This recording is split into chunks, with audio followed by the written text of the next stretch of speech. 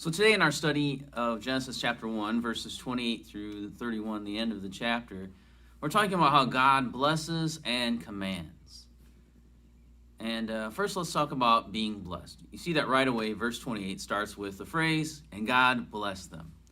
This event is recorded again in Genesis 5:2, where it says, "Male and female he created them, he blessed them, and named them man when they were created." Now it's easy just to read the phrase, God bless them, and to pass by without thinking of that enormous phrase. Let's think about it for a minute. What does that mean to be blessed by God?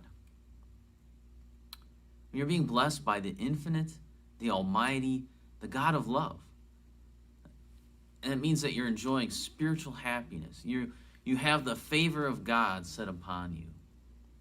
Adam and Eve received this blessing of God upon their lives. How amazing is that? Think about that.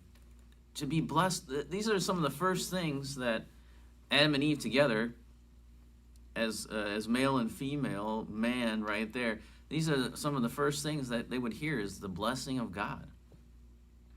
I mean, Adam and Eve being blessed by God is an amazing thing. But to think about,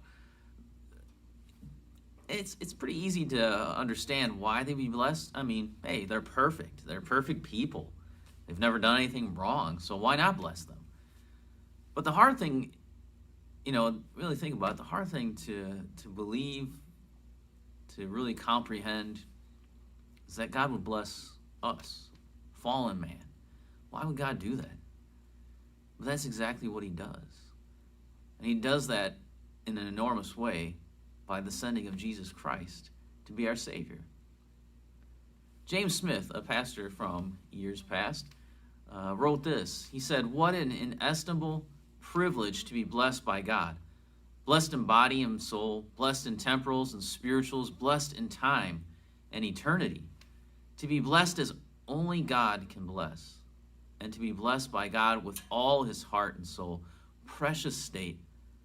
My soul, hide it deep in your heart, that God, the author and giver of every good and perfect gift, will indeed love you and bless you." That's what it means to be loved by God. To be blessed, to be loved, to be chosen by the God of all creation. That's what God did for Adam and Eve, and he still does that for his people today. Well, that's the first thing we notice here. We also see that God said to be fruitful and multiply. Now, some see in this next section just a list of commands. Some see a list of blessings. These are the blessings that God gave to him, being fruitful, multiply, fill the earth. And so some commentators take a both and or approach. I like to think of it as these are both blessings and commands. If Adam and Eve were to succeed in these things, then they'd be blessed.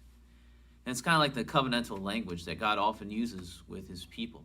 He made covenants with Noah, with Abraham and David, and uses that kind of language where if you follow what I say, then it'll be a blessing to you. It'll be an enormous blessing to you. If you don't do what I say, then it's not going to be a blessing. You won't be blessed. I mean, think about what Jesus said in the Beatitudes. I mean, he said things like in Matthew 5:6, "Blessed are those who hunger and thirst for righteousness, for they will be satisfied." It sounds kind of covenantal there, right? He's saying, if you hunger and thirst for righteousness, then you'll be blessed. You'll be satisfied. But you think about the opposite is also true. If you don't hunger and thirst for righteousness, you won't be satisfied. You won't walk away with satisfaction. Your soul will be always wanting. You'll always be thirsting. Your soul will always be hungry. So, with God talking here to Adam and Eve, it's using that covenantal language. And so we see that oftentimes commands and blessings walk hand in hand. And so we see this first command here. And what is the first one? What is the first blessing? Procreation. This comes first because what comes next, the idea of filling, subduing, ruling the earth, is all dependent upon Adam and Eve having children. The two of them could not fill the earth by themselves. That's kind of ridiculous to even think about that. They have to have offspring. So you see, Adam and Eve had to have children, but yet that would be a blessing to them. Children were not a curse, unlike what a lot of the world would tell us today. Psalm 115, verses 14 through 15 says, "May the Lord give you increase, you and your children. May you be blessed by the Lord who made heaven and earth." Even Psalm 127 and 128. And you take a look at those. You got time, read those. Those remind us of this very first command is a blessing. Have children, multiply. Your children will be a heritage for you. They'll be like olive shoots shooting up around your table. You know, it's a great thing. It's a good thing to have children. That's what those Psalms talk about. And so this idea of a command to be fruitful and multiply is also a blessing to Adam and Eve. But the next thing we notice too is that God says for them to be rulers. God says to Adam and Eve, fill the earth, subdue it, have dominion over every living thing. You go back to Psalm 115, verse 16, it says, the heavens are the Lord's heavens, but the earth he has given to the children of man. That's amazing. I mean, it's God owns this place, but yet he's given authority over to mankind. We kind of talked about this in our last study when we talked about the image of God. Because in the image of God gave mankind the ability to do this, to rule. And here we have God actually telling Adam and Eve, here's what I made you to do, now do it. So they were to be like the viceroys of the earth. And for those of us who live in America, we don't really know what a viceroy is.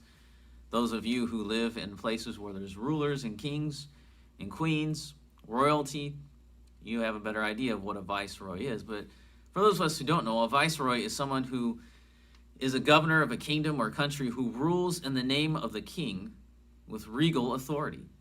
So mankind was that. He was the viceroy of the earth.